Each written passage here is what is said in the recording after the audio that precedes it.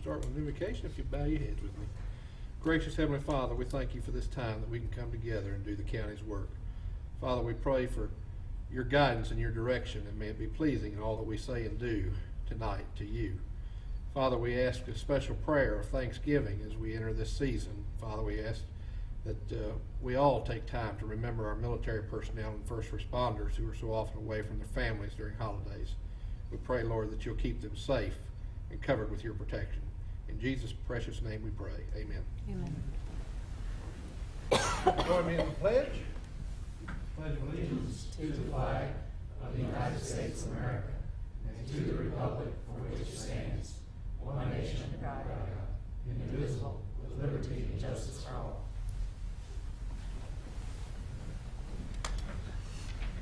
All right. I want to take this opportunity to recognize some milestone anniversaries in the organization here in the county. And with 5 years of service, we have Ralph Bartlett in Emergency Services, Jessica Stewart in the Sheriff's Office, and Karina Anderson Clark in Human Services. With 10 years of service, we have Mary McNeely in Human Services, Amber Williams in Human Services. With 15 years of service, we have Elizabeth Oliveras in Community Service, Eric Green with the Sheriff's Office, Stephanie Harms with the Sheriff's Office, Eugene Jones in Public Works, Madeline Castro in Human Services. With 20 years of service, we have Stephen Ramsey in Human Services. And our retirements that we celebrate in November are Brian Griffin with 18 years in the Sheriff's Office, Joanne Jablonski in Community Services with 10 years, and Sheila Robinson in Human Services with 19 years. So please join us in celebrating those employees' milestones, and we look forward to many years of continued service by these individuals, and we certainly thank those that have retired for their dutiful service to the county and our citizens. With that, we would like to have an introduction of the Communications Division Director, so I'll turn it over to the manager. Thank you, Mr. Chairman and Commissioners. Ms. Calicut, would you please come forward to the podium? Vicki started with us last Monday as our Communications Director with Union County. Prior to coming to Union County, she worked with the City of Concord from 2000 in two different roles. One is at their Emergency Communications Manager from 2000 to 2014, and then as their Communications Director from 2014 and 2017. She also has a number of certifications. She's a Certified General Instructor with the NC Criminal Justice and Training Standards, and Certified Telecommunicator Instructor with the NC Sheriff's Education and Training Standards. She also received her ENP, the Emergency Number Professional Certification, in 2016. She's also served as the chairman of the Radio Communications Council with Cabarrus County, and is a member of the North Carolina Association of Public Safety Communication Officials, and a member of the North Carolina National Emergency Number Association. So I would like to welcome Ms. Calicut to the organization, and I don't know if there's anything you would like to say to the board. I appreciate the opportunity. We certainly look forward to your service. Thank you. Thank you. Thank you very much. All right, and that will take us to item number 5, a public hearing. Mr. Matthews? Mr. Matthews, it is. Good evening, Commissioner.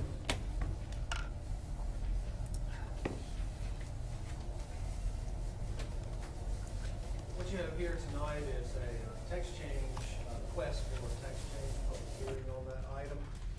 This is for section 25.010, table of uses, and article 25. Recently, the staff identified a concern related in the Unified Development Ordinance to major utilities located in our heavy industrial and light industrial zoning districts. The major concern is that the county has a very limited number of light industrial and heavy industrial zone parcels. And within the major utility category are some significant utility uses that take up, that are very land intensive.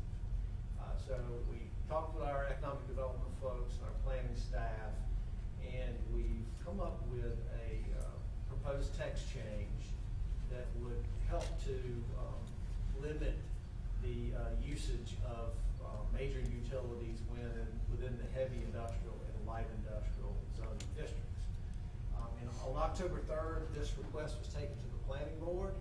They did hear the matter. They had several questions and some suggestions. They chose at that time to table the matter. Per your UDO, you actually have a section which allows for items to move forward to the Board of Commissioners after 45 days from the date that the planning board hears the item and takes no action. It was requested that this item move forward to the Board of Commissioners.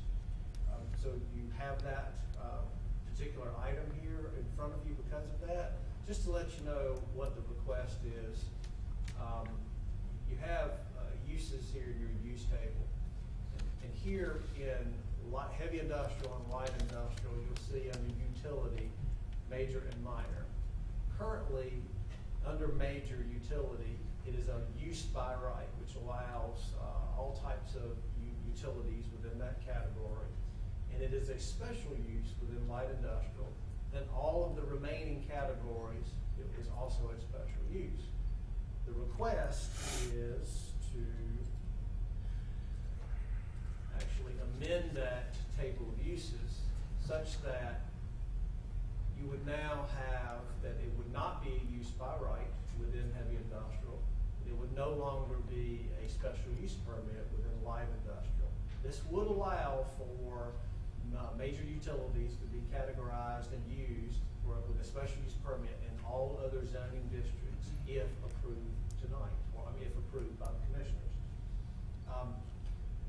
In doing so, we did actually go out and evaluate whether there are any sites that would be considered non-conforming.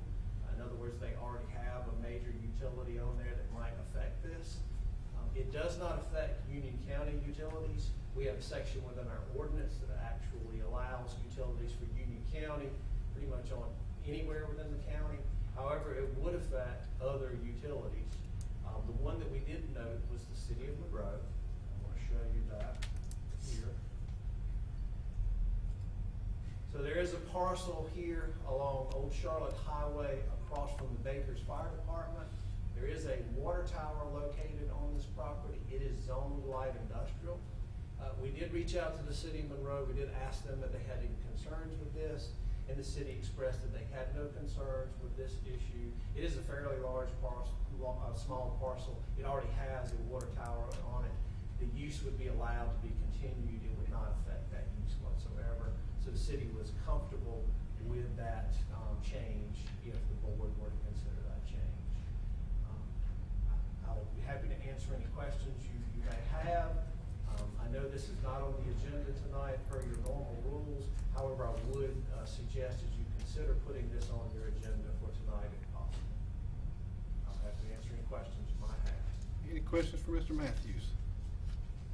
Just out of curiosity, what were the concerns that you said the planning board? Yes, sir. They actually brought up that they thought it might be beneficial to see this move forward into highway commercial as well as light industrial and heavy industrial. And they also wanted to discuss having wind and solar actually pulled out by itself. Those are very intensive land uses. We are actually working on a possible text change with those components to it, but it was requested that this come forward to the commissioner for tonight. Okay, thank you. Yes, sir. All right. And I do not have anyone signed up to speak on behalf of the public hearing, therefore we will close it. That will take us to our informal comments, and we have no one signed up to speak. And then I will move to additions, deletions, and or adoption of the agenda. And I will make a request that we add the text amendment that we just heard to the agenda under, assume that's new business, and we'll make that 18A, if you also choose.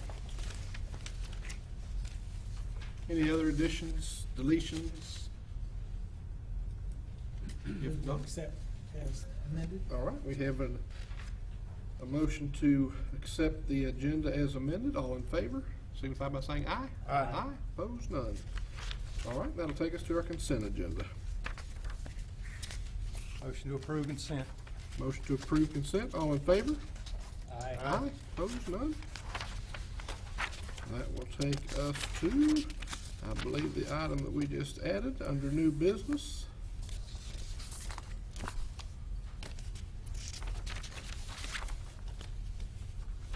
And I will make a motion to, New business or old business? new business. Oh, did I skip? I'm sorry. My apologies. I was trying to make this thing move a little faster. Let's go to the old business. How about that? How about number 16, the Public Safety Advisory Board? Yes, Commissioners, at your October 16th Board of County Commissioners meeting, Mr. Jerry Simpson, Commissioner Jerry Simpson, presented the draft bylaws of the proposed Union County Public Safety Advisory Board for board discussion and input. The board by majority vote at that meeting approved the establishment of this advisory board, and at that point in time, staff advised that we would take the draft, would send it to legal, and that we would bring it back to you for final adoption. In your agenda package, we included a red light version from your comparison to the October 16th meeting, as well as the final. And it's being presented to you this evening for consideration.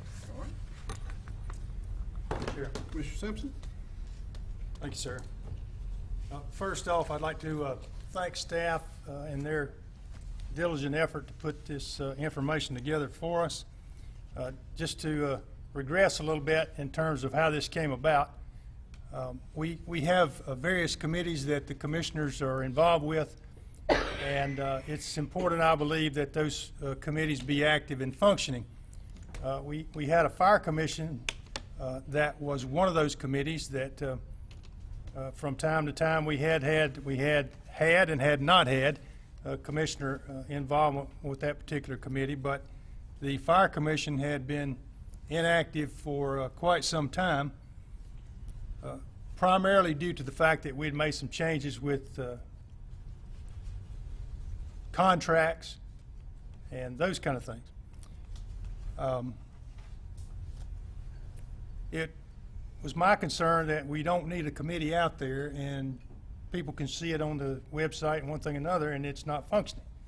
So I wanted to put this on the agenda to make a decision one way or the other, where due to the changes that had taken place, we still needed the fire commission, whether we wanted to eliminate the fire commission.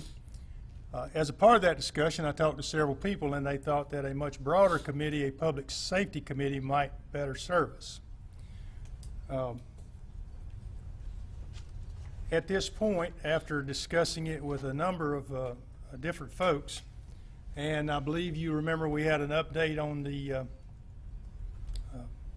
last week from Curtis, and he referenced the fact that we have numerous subcommittees, RCC, I can't remember all the acronyms of those. It's So many of them. your Radio Communications Council, your Dispatch Steering Committee, and your Dispatch Review Committee. Yes, but they have been much more active recently. There were some concerns over meeting fatigue, some redundancy there, that we may be having the same people meet over and over again about many of the same subjects.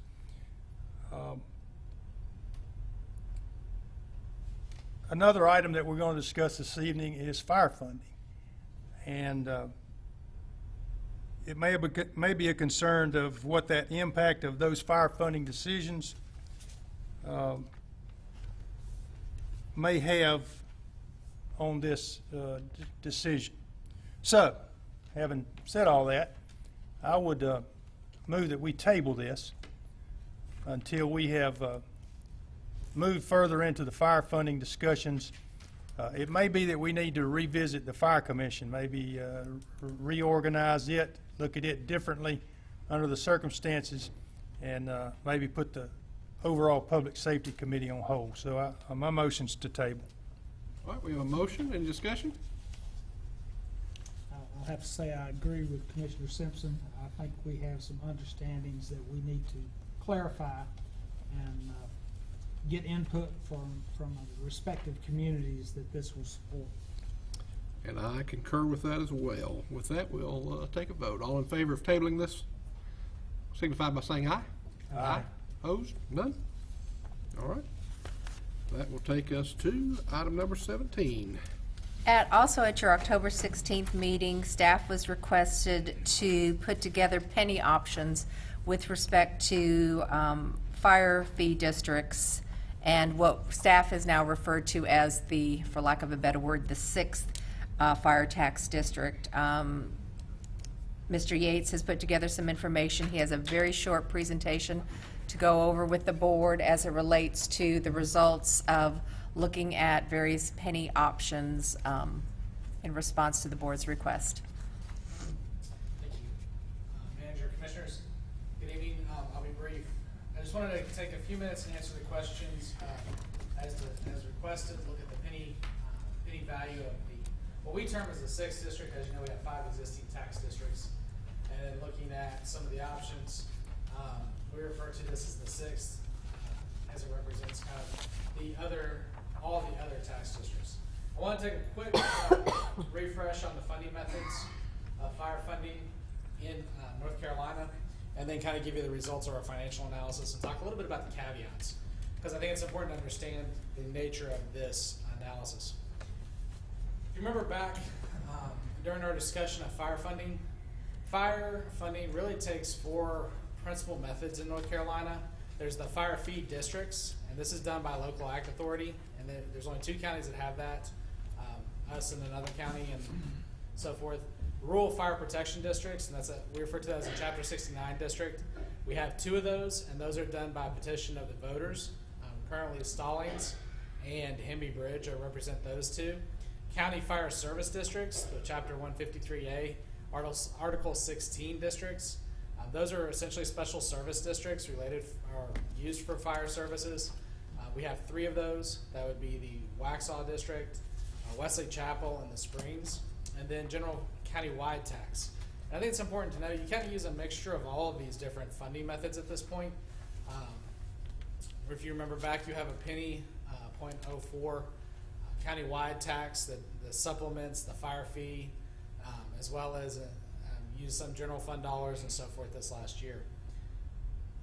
We were asked to kind of develop what would it look like if we had the additional district as a tax district with all of the fire fee districts. So what I have here is just the penny value of all the districts. One of the challenges in doing this analysis, and this is kind of the caveat of it, is we don't track the motor vehicle tax currently by fee district. So working with Van's office, the tax office, and looking at that, we made some assumptions and tried to assign some of the motor vehicle tax value to these additional fee districts. In addition, if you think back, when you have sales tax gets allocated as a factor of tax levy, which is a value-based calculation. So you have value and rate. So a combination of value, rate, and levy yield the sales tax allocation to those districts. Right now, the 5 tax districts get a portion of sales tax based on their levy. If you add additional districts to that equation, the sales tax mix will change. So depending upon the levy of the county, depending upon the levy of all the different districts, that will go up or down. So what we did is we made an assumption about the value of sales tax per dollar of assessed value and assigned that then to the individual fire districts. So you can see here, we've provided you the detailed information of penny values across the board. And I will point out, as Commissioner Helms has pointed out to me a couple of times, that Providence, when we show Providence on this listing, it's the Providence Fire Response Area, or Fire District. It's not the VFD. These are not VFDs. These are fire districts, fee districts, and fire service districts. So when we're looking at Providence, it's the district, not the fire department itself. They are currently served by Wesley Chapel. So the Wesley Chapel Volunteer Fire Department. So the Providence funding goes to Wesley Chapel, not to another VFD at this point. So when you then look at those rates by district, this is what it would yield by each of those districts. You can see going all the way down through, they vary to a high of about almost 16 cents to the low of just over 3 cents, which is Wesley Chapel. So we haven't seen a lot of change in this. Is very similar to where we were a couple of years ago when looking at this. which is what you would expect. The county's seen measured growth, so these numbers haven't really changed significantly. So then the question comes, what if you combined all of the fee districts into a single tax district? What does that look like? If you were able to do that, you're looking at about 8.28 cents. And that ignores the penny 0.04. So the folks in those districts would see their $100 fee go, or the folks in the fee districts would see the $100 fee go away and see a net change in their tax bill of 1.24, or I'm sorry, 7.24 in this case. I will point out there are some question as to how Baker's flows into this equation. The Baker's fire fee district is not contiguous to the remainder of the group. So we're looking into that issue. I've had some conversations with the School of Government as late as today. Jeff's group is looking into it as to whether you can have an island as part of your district. So you may not be able to have all of these as a single district. It may be multiples within this. And keeping in mind, when you have this type of service district, it requires permission of the municipality to be able to charge that tax or that tax within their municipal limits. So this is a small listing, or this is the listing of the towns that would be involved in that. You would see Fairview, Indian Trail, Marshville, Unionville, and Wingate. And the break even at $100 at this 8.28 rate is a total value of about $120,000, almost $121,000. And that would be any combination of value from personal property to vehicles to houses and so forth. So with that, I know you've had this information for a little while, so with those caveats in mind, this is an imperfect analysis and will require additional work to kind of iron out what it would look like and the combinations of how you would put these together if you did one entire district. Again, we have that Baker's issue lingering out there to be able to resolve. So with that, I'll open up to any questions that you guys may have. Any questions? Does that Mr. Simpson? 8.28 cents, is that calculated for that 120,000, or is it the net effect of what the 1 penny subtracted from that? I did not include the 1 penny in that analysis, so So the break even's actually 140, let's say. probably in that neighborhood. We had enough moving parts in the analysis. I was trying to get it as level and as apples to apples as possible. So. Mr. Rushing? At what point in the process do we go to Fairview, Indian Trail, Marshville, Unionville, and Wingate and ask them if they'll sign on to it and approve of it? You have the process to do the process to put in the fee district has quite a few steps in it, and before you can move on, as my understanding, before you can move on to the public hearing stage, you have to go and get that information. You have to go and get that approval from the district. So what I would suggest to you, if this is something that you're wanting, for us to sit down with legal and really iron out the process, because it involves reporting, it involves notification, it involves public hearings, and there's specific timetables for each one. So to know exactly where we're supposed to interject the municipalities into that equation, I would have to spend some more analysis looking at with legal, looking at how that process has to flow.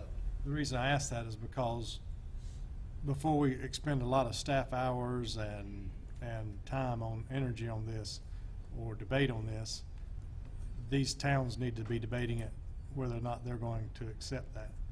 And I think that if we would do that first, that's probably, if we're looking at doing this budget cycle, then we should probably start the process in those towns as soon as possible.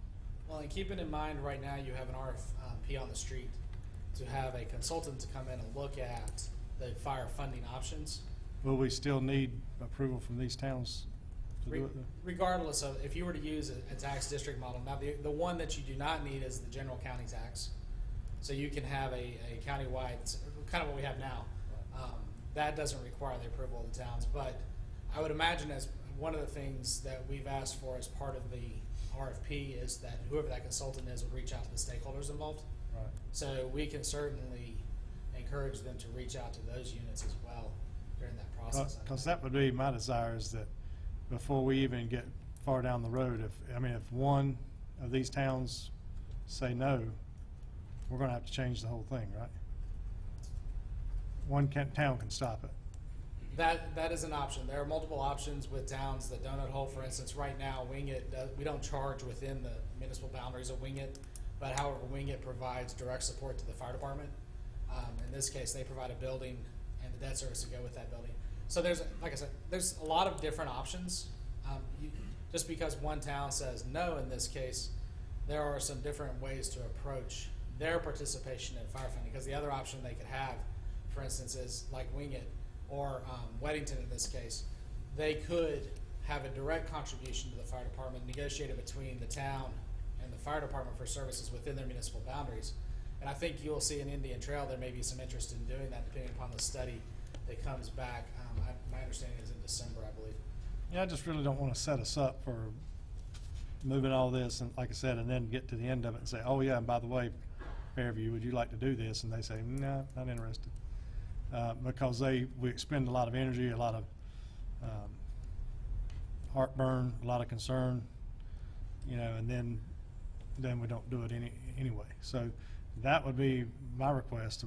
And if anybody makes a motion tonight on this, I'd ask that you consider that go ahead and reach out to these municipalities now, let them begin the debate and see where they want to go with it.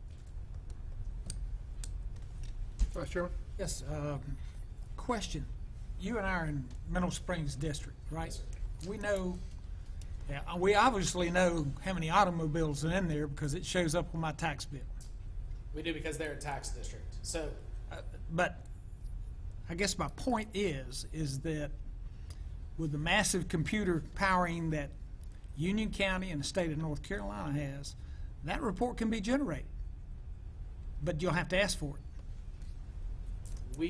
we made a run at getting at least enough information to do this. If, like I said, if this was the direction you wanted to move us forward into this direction, there is significantly more analysis that has to go with this.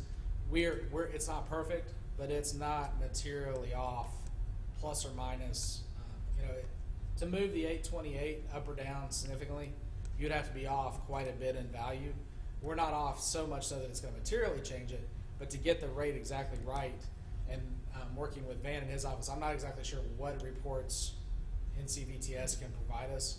Plus, with the differences in Mineral Springs, we already have a tax set that goes with that. The rest of these, we don't have tax sets to go with that. So there's a lot more analysis and work that have to go into this to refine it to give you the rate for you to adopt. One of the things that I think we'll all agree is our current model is not working. And the other thing is I find our constituents are very confused. I've talked with several that live in the fee districts, and they say, oh, I pay a fire tax. I pay a fire tax at 1.04. It's kind of, so I ask you, that 1.04, how much has that been used in fire tax districts? Isn't it primarily used in fee districts? It's primarily used in fee districts. This year, there was some of the general fund dollars used in 18 to help fund some SCBA in the Stallings Fire District specifically. So that's the one tax district that got benefit of general fund dollars in this case. But generally, the 1.04 is used to cover the countywide radio program and the supplement the fire fee districts that can't support themselves through the fee. I agree totally with what you're saying. We need to do a lot more in-depth look at calculations on what this will net. I agree with Commissioner Rushing. We have to bring our partners on as well. But we've got, you mentioned the general fund, and I don't think our partners in Monroe and Weddington are going to want to be taxed for the other part of the county. They're already paying taxes. I think Monroe's in the tune of about 26 cents. So add on top of them would be catastrophic for some of the people in Monroe. So I think we need to do, as you say, delve into it deeper and find out what the actual cost would be.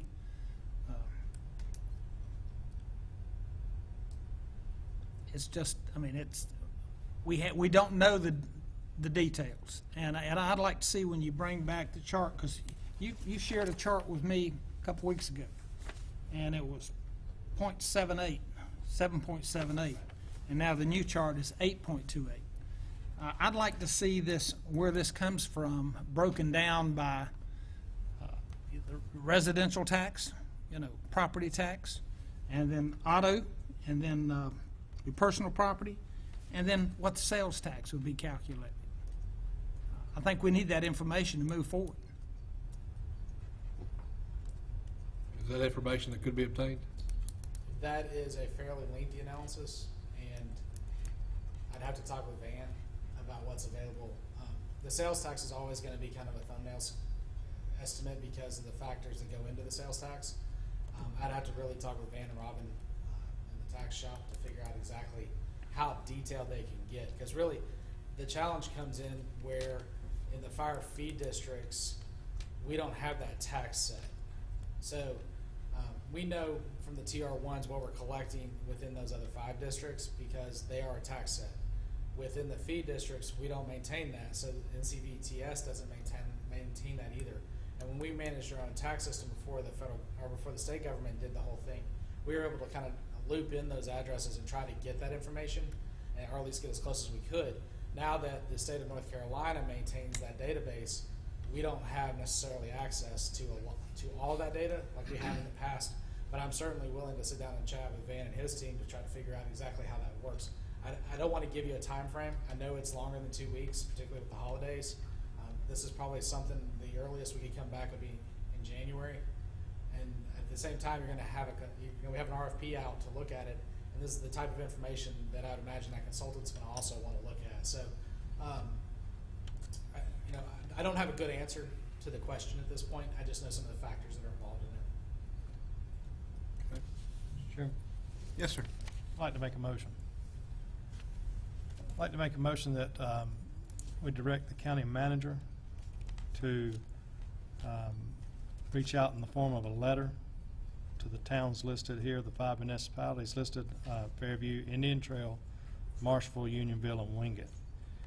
And in that letter, inform the towns that we're looking at lumping the fire feed districts into one unit, one taxable district with an unknown rate at this time, and let them begin the discussion process and find out if they are going to, if they wish to join us in this or what their opinions are in this. Is that clear enough? Or That's clear enough. because I think by doing that, that gives the fire departments in these districts an opportunity to reach out to their local leadership. That gives them time to discuss it amongst themselves, and then give us some direction on where we need to go. What kind of time frame do you think you could do that in? Oh, if I don't have to quote a tax rate, that can happen relatively quickly. So I would say it may not be this week, but it could definitely be next week. All right. All right, so we have a motion. Any discussion? I would like to ask a friendly amendment to include also that we have staff do the due diligence on the revenues that can be generated in that. I think you said it would be the 1st of January that we can have that. I know that we had this conversation over 3 years ago asking for the same information. I think having that is something we can forward when we can give a better estimate to these towns Is what that- we're looking at. Is that the direction too that we're given the RFP or the consultant? Do they have any of that, or are they working on? They do not, because the requests for proposals aren't due to the county until the 29th. At that point in time, we would go through a selection process, select the consultant, and then they would start doing the interviewing, the data gathering, and they would do that. So, And I want to accept that friendly amendment, but I do want to ask some questions about cost, time involved. I mean, is this something that can be done by computer pretty easy? Because, again, I don't want to go through a ton of work for you, and then 5 of these towns come back and say, absolutely, we're not interested.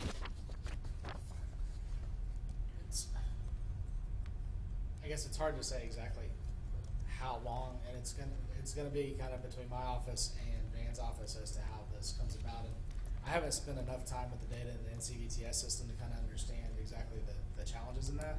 You So, guess, you but I give you an basically estimate. guesstimated. It won't take long to get an estimate of how long it would take, so I can come back on the 4th and kind of give you an idea. And that would be my suggestion, is what I can do is I can go ahead between now and our next meeting and craft that letter and send it out.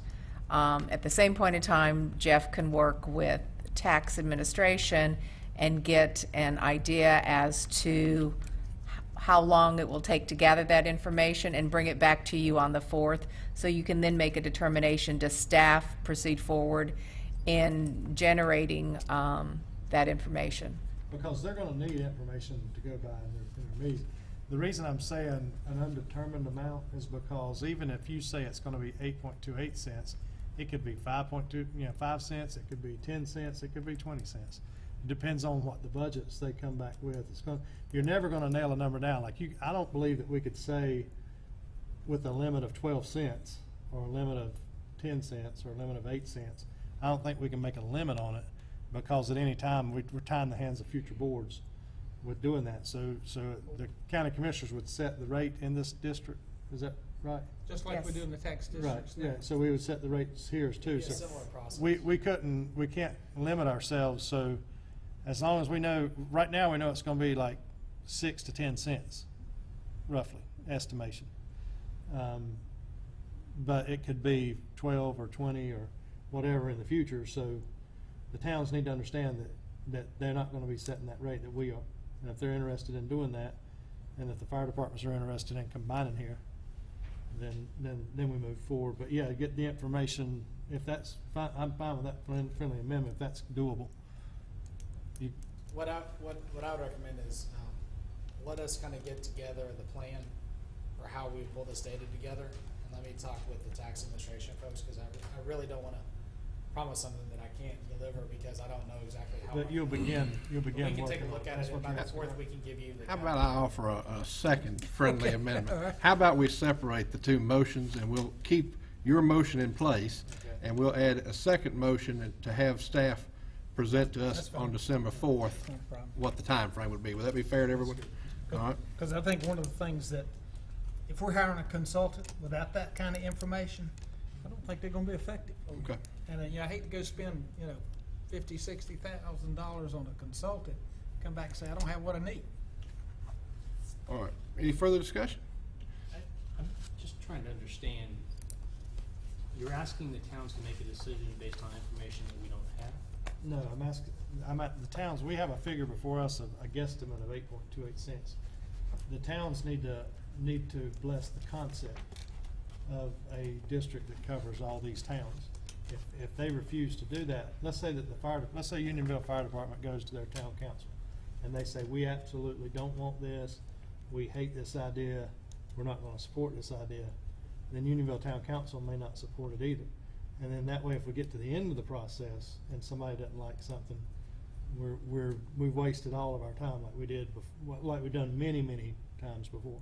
So if the Unionville Town Council comes up and says, no, we understand what's going on here and we like this idea, we're gonna endorse the concept of doing this, then we go forward with the work that has to be put in on it. Because we can put in a lot of work and come to no conclusion. That's what we did, we've done many times over the years. So it's just, we're just asking these towns, do their fire departments endorse that concept? Like, Without them, we can't do it anyways, correct? no, but my understanding is you've got, the RFP is due the 29th? Yes, sir. Correct. So on the 29th, we're basically going to hire an individual to tell us the best options to move to this. So I think that would be premature, because we don't even know if this is a direction that we want to go or that would be recommended by the professional. So my preference would be, I'd like to hear from whoever we hire to kind of conduct the study and give us some options. Then we can bring those options to these towns if we need to determine what the feasibility is. I think we're just a little premature at this point. But even if our consultant says, go full speed ahead, we can't do anything without these 5. But he may not say this is the direction we And want to go. and that's then we just fine. waste. I just think it's premature, so. Well, that's my thought. these towns need to begin this conversation. If they want to do it, then they'll let us know, but if they absolutely are against doing it, in concept or anything, which could be the case, and it only takes a couple of them, one or two, or to mess up the whole thing. So they need to be our partner in moving forward with this. And that's why I'm saying, let's go ahead and give them an opportunity to talk about it, get their minds going on it, and let them discuss it with their fire departments. And it's really, I understand what you're saying, and that's, you know, we need to get all the information before we make a decision, but these partners have to start the process too. But this may not be the direction we go. We're asking the towns to make a decision based on something that may or may not be a recommendation by the board at a rate that may or may not be accurate. It never matters what the rate's gonna be, because the rate can always change. Well, I understand that, but you're asking them to take too many, you know, a lot of variables into consideration. I can't support it because I'm waiting for the individual to give us their recommendation that's gone through this. I just think it's premature.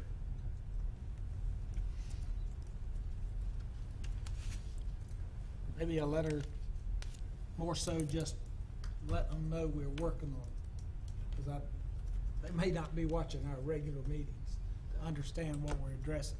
Just an informational as opposed to asking them to take any action. Tell me what the RFP will entail when we get that. And you're talking about November 29th, I assume, right? Yes. Did I say something else? You said the 29th. I just wanted to clarify. Yeah, I'm sorry, yes, next week, they will be coming in. What the RFP entails is them actually do data gathering as it relates to those that are in the fee districts, looking at how we even have our existing fire tax districts, do the data gathering, do interviews, probably interview Board of County Commissioners, interview the chiefs. I mean, it is, the intention is for them to, and anyone who is selected has done this in other areas of the country. I'm very confident, because we definitely pinpointed companies who have looked at various methods to fund fire departments, and we invited them to participate in a request for proposal. We will see what we get back from that. So it is intended to kind of cover the gamut, and with the input that they receive and the data that they have, to come back with options and recommendations. I guess I kind of tend to agree with Commissioner Lance Simpson that, you know, we might be premature, because it does seem that we have a lot of unknown variables. And to his point, if we're going down this road, and it's not the direction of the individuals that we select, then we've really kind of wasted staff's time and our time even deliberating this, when we potentially have some information coming on the 29th that will help us to narrow our scope, if you will. I apologize. Yes. I want to be very clear. We're getting the responses to the, we won't have a whole lot of information on the No, I 29th? understand. Okay, I just, Yeah. okay. Yes. Mr. Chairman? Yes. And I think maybe after dealing with this with the fire committee over months and the things that we went through, you know, what we found is that, you know, if you don't get complete buy-in from the partners, it's very hard to get them to buy in at the end of it. And I think that that's where this is coming from, out of a frustration of that we go through, we do a lot of work, and our consultant comes back and says this is the best way to go. But if 5 of our partners say might be what you think, but it's not what we think. Again, the concept, endorsing the concept of what we're doing, may or may not change the fire, the consultant's opinion of what we're doing. I mean, what I think you're going to see is the fire departments are going to have to have a discussion with their towns of if this is the way that they're going to be funded. Again, if you have a unanimous 5 towns say no, we're not going to go in this direction, then there's no reason for us to, we're not going to get that buy-in. I If just we don't have know how one, they're going to make those decisions based on hypotheticals. it's not a hypothetical. Well, it would Their be, tax because you're is going not to giving be, them a tax rate. their tax is going to be whatever, right now we're estimating 8.28 pennies without even seeing the budgets from the fire departments. It's going to be 5 to 15 pennies, somewhere in that range. But unless it's an actual number, it's hypothetical. But if So they don't- but if so they I don't still contend that you're dealing in hypotheticals. If they don't endorse the concept and absolutely refuse unanimously to endorse the concept, we're spinning our wheels. And I don't want to waste staff's time and then go to them and say, here's what we want to do. And they say, well, we wish you would have asked us sooner. And we could have given you ideas about what we would like to do. Well, I think, and obviously, whatever the board directs us to do, the staff will do, but I think part of the process in hiring a consultant was to look at potentially options that we have not thought of. They may say this concept works, but if the municipalities aren't willing to move forward, they may come back with, and I know countywide tax has, I don't know that there is a perfect system that works that we will all embrace. I think no matter what option comes back, there will be some obstacles, and I really think it's going to have to be up to the board and the municipalities and the fire departments as part of the process is to say, we believe this is the best option for moving forward. I don't know if it's a 6th district. There are different options out there, and I know some that we have discussed many times before this commission. Any Commissioner Jerry Simpson? I'm going to support Commissioner Rushing's motion. I have full confidence that the manager is capable of putting a letter together that explains to them that we're in the process of hiring a consultant to look at fire funding once again. One of these may be an option of a 6th district, et cetera, et cetera. So nothing like getting the word out and getting people talking. So I'll support that motion. Any further discussion? All right, so right now we have 2 motions. The first motion would be to have the manager send a letter to the 5 impacted districts to, Fee districts. right, 5 impacted No, there's districts. not 5, there's 12. Municipalities, I believe. 5 Oh, what, all right, you know what I mean. Sorry. Manager, as long as you know what I mean. 5 municipalities Okay. within the fee districts. Is that correct? That's correct. Okay. And to find out, engage their interest in Working with us. working on a 6th district or some combination. May I ask for clarification, since I'm going to have to Probably craft better. this? I heard from Commissioner Rushing a very specific content to the letter. Then from Commissioner Jerry Simpson, I heard something a little bit more general as to we're looking at hiring a consultant. We want to reach out to you as our partner to engage in part of this process. So I just want to make sure that whatever I'm crafting meets the board's directive. And at this point, I'm thinking I may have heard 2 slightly different things. They need it on the radar. They need to understand, they need to begin the discussions amongst themselves and amongst the firefighters in their districts. Let them know what, the concept, the firefighters understand. They were with us in those meetings. This was one of the options we spoke about, so they're familiar with it. And they can direct their town councils that they serve, and they can tell them what to do. But they need to start the process. They need to start they need to understand what's going on, see what their firefighters would think, and see if the town councils approve of it. So, it needs to be specific in what we're doing, but there's no specifics in any of this because we don't know what the budgets are. We don't know anything other than the concept that we have to have their votes to do this, or we can't do it. And they need, they need to discuss with their firefighters.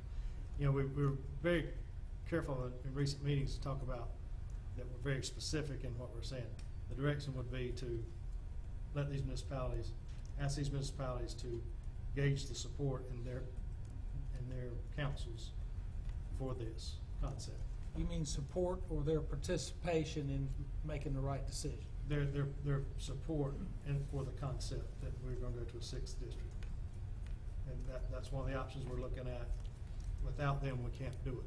So we need to know, they need to start the conversation, and we need to know how they feel about it. If they need more information, they'll call you. I'm assuming that they'll reach out, their managers will reach out to you, and you'll be able to discuss with them what the concept is and help them better understand it. And I know that their firefighters and fire chiefs will reach out to them. You clear on the motion? I'm absolutely clear on what Commissioner, yes, Okay. Commissioner Rushing's motion. Okay. All right, so all in favor of the motion signify by saying aye. Aye. Opposed? Nay. Nay. All right, the second motion, help me out if I get this wrong. Okay.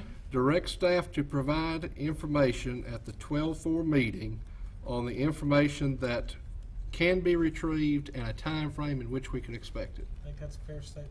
All To right. have available for this new consultant. we're having. Okay. Because if you can't get them, get the information, I don't think a consultant's got a prayer. Okay. All right, any discussion on the motion? All in favor signify by saying aye. Aye. Opposed? All right. Thank you, gentlemen. And that will take us to item number 18, FY budget process calendar. In your, when we met on October 31st, we did speak to you regarding a budget calendar and said we would bring it back to you on the 20th meeting for adoption. I just want to highlight a couple of changes that we made, or more specific information that we put within your budget calendar. At the December meeting, we plan on bringing back to you, one of the topics is our Human Services Department. At your January meeting, we're looking at bringing, was it Community Services, or, no, Public Works. I believe it was January, Public Works and Register of Deeds, no, Sheriff's Office. I'm sorry, I'm looking at an old copy.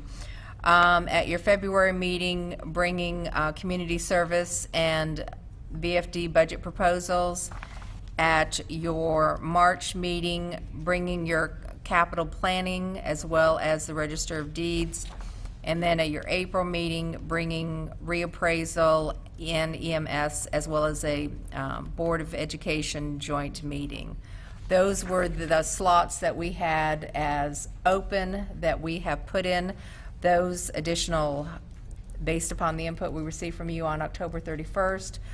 As we go through the process, I'm sure that you all may have more questions, more information that you will want us to provide, that we will either bring to you as part of a regular board meeting, or we will bring to you as part of a budget work session. And so we are requesting that you adopt this budget calendar, understanding that there will be some flexibility for the board as it relates to other items that you may want to bring forward. All right, any comments, questions? I'll entertain a motion.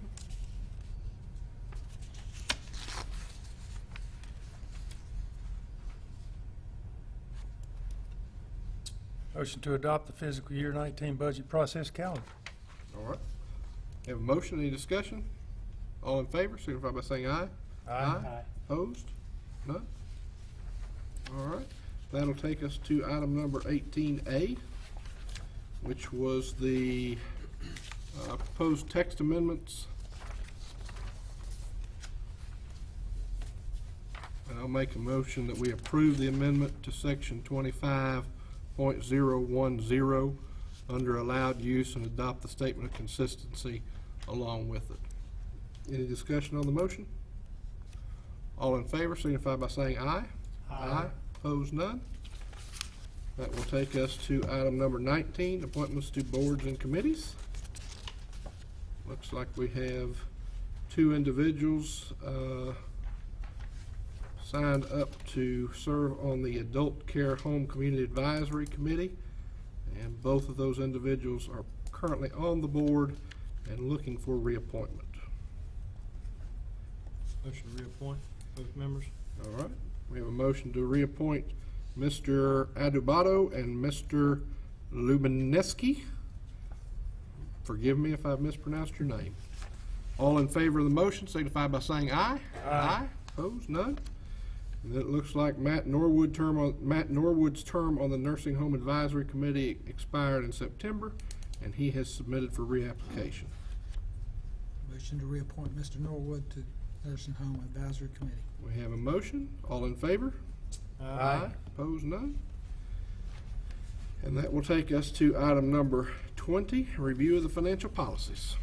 At your October 31st work session on budget priorities, one of the items that we identified for the November 20th date was just providing you an overview of the financial policies, primarily focusing on those that guide your budget decisions. And I will turn it over to Mr. Yates. Thank you again. I know the hour is late, so I will be brief. And we have a process for you to kind of address these. So I'm going to give you a quick review of what those policies are. The governing law, I look at the policies from two perspectives, what we refer to as strategic policies, and then more of operational policies, and then kind of what the next steps are in the process. In North Carolina, we're governed by the Local Government Budget and Fiscal Control Act. This is Chapter 159 of the General Statutes. This lays out the largest part of the legal requirements related to financial management. It involves everything from how your budget process has to work, the public hearings, to the chart of accounts, to the role of the LGC. So I want to lead off with this idea that this is the base. Chapter 159 sets the base for what we have to do. So if you had no financial policies whatsoever, 159 would still be the governing or the guiding policy or guidance that we would have to follow. In addition, the Local Government Commission is set out in General Statute, and it provides guidance to municipalities, to county governments, to all different entities concerning things like financial statements. They issue the debt. When we had our recent GO bond issue, they actually conducted that sale on our behalf. So they are an appointed board at the state level then that oversees the financial operations or financial controls for all local governments in North Carolina. And the way that Chapter 159 works is it says, here's all the guidelines. And by the way, here's the LGC. And if the LGC fills in any of the blanks or fills in any of the gaps, you have to follow what the LGC says. So that's kind of the two main pieces we follow are the guidance from the General Statute and then the LGC. Finally then, when those two are silent, we look toward best practices. Those come from the Government Finance Officers Association, the School of Government, GAAP, of course, as concerning accounting, GASB, all of those different components. So these are the basis for then all of our financial policies that we use. And when you look at financial policies, then we look at them as kind of strategic, meaning policy setting from the large big picture perspective, and then operational. I'll get more into operational in just a moment. But these are kind of your strategic financial policies. You have the Capital Improvement Program Management Policy. This was adopted on November 19, 2012. This set out some specific rules as to what is a capital project. $100,000 or more and an asset life of 10 years. When it comes to IT projects, $100,000 or more and an asset life of 5 years. This also kind of describes what should be in your 6-year capital plan, what that it should be balanced, what detail should be there. This is where, when we had our GO issue, your policy concerning new general obligation debt funded through tax increases also resides. I know it's provided to you as part of your package, and if you read that toward the end, talks about voter-approved debt and adding additional tax rate related to voter-approved debt. You have the county financial policy best management practices. This was adopted in March of 2004 and amended in March of 2010. This policy guides everything from operational budget practices to calendaring. It really kind of takes Chapter 159 and puts it into a policy format. This is also where we see the 365 days cash on hand for the utility, and that it includes depreciation, includes some things about your debt. I will tell you with this policy, our practice has been if there is a newer policy that supersedes the direction and the guidance, then we follow the newer policy. And that becomes important during the fund balance discussion and the debt discussion, because we've got some superseding policies that have come into play that overlap with this policy, because it covers I believe there's about 40 to 50 different items in that individual policy. And it's really meant as best practices concept. You have your debt policy. This is one of the ones that overlaps with that prior policy. That was adopted in June of 2013.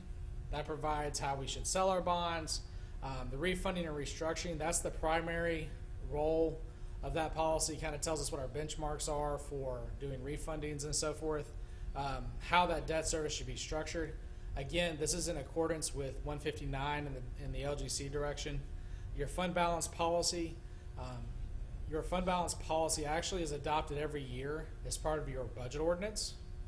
So there is a section in the budget ordinance that specifically states 20% of the general funds, which then outlines which funds those are and exactly how to calculate that 20%.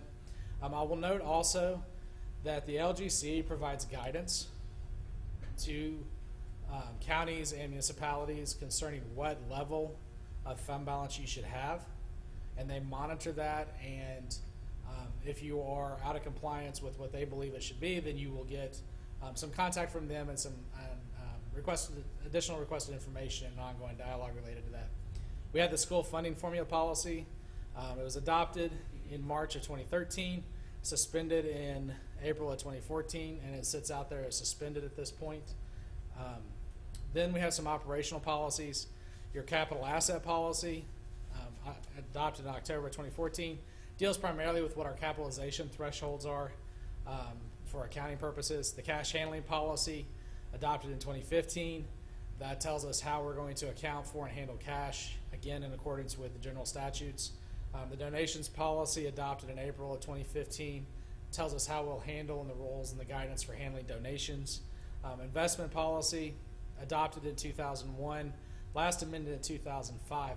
And the reason that that one hasn't been amended in so long, because it's written based off the general statutes. The general statutes tell us the things we're allowed to invest in and the things we're not.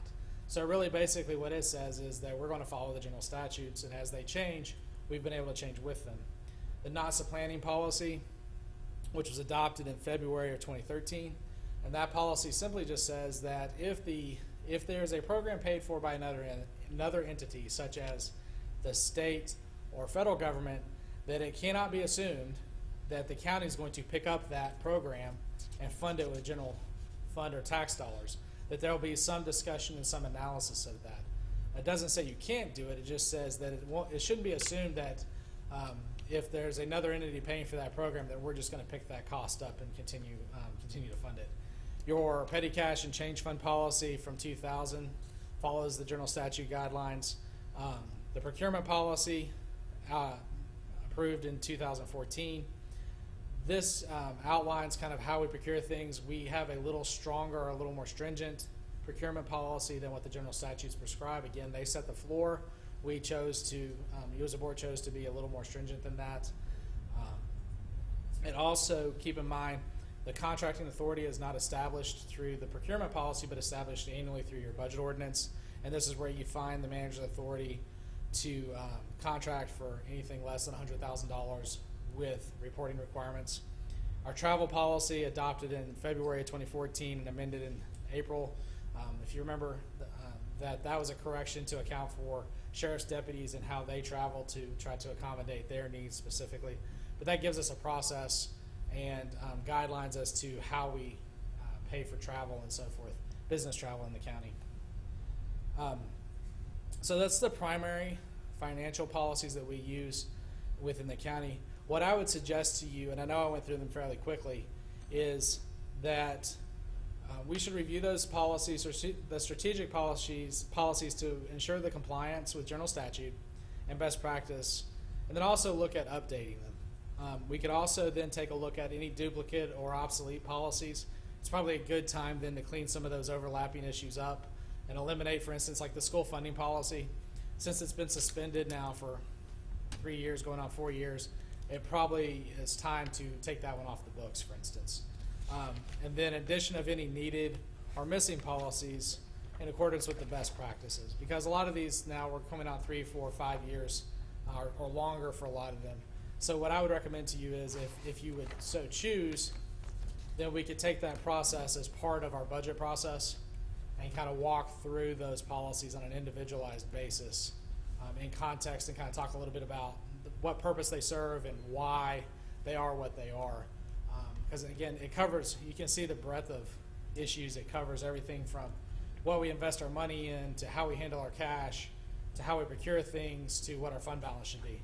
So with that, I'll turn it back to you for any questions you may have, and I'll be happy to talk in more detail about any of those policies that you would like. Any questions? Thank you, Mr. Yates. We appreciate it. All right. With that, we'll turn to the county manager for comments. No comments this evening? Commissioner Jerry Simpson, Wish everyone a happy Thanksgiving. Mr. Stoney Rushing, Wish everyone a happy Thanksgiving, safe travels, and look forward to the holiday season coming up. Mr. Lance Simpson, Echo those comments, safe travels and a very happy Thanksgiving.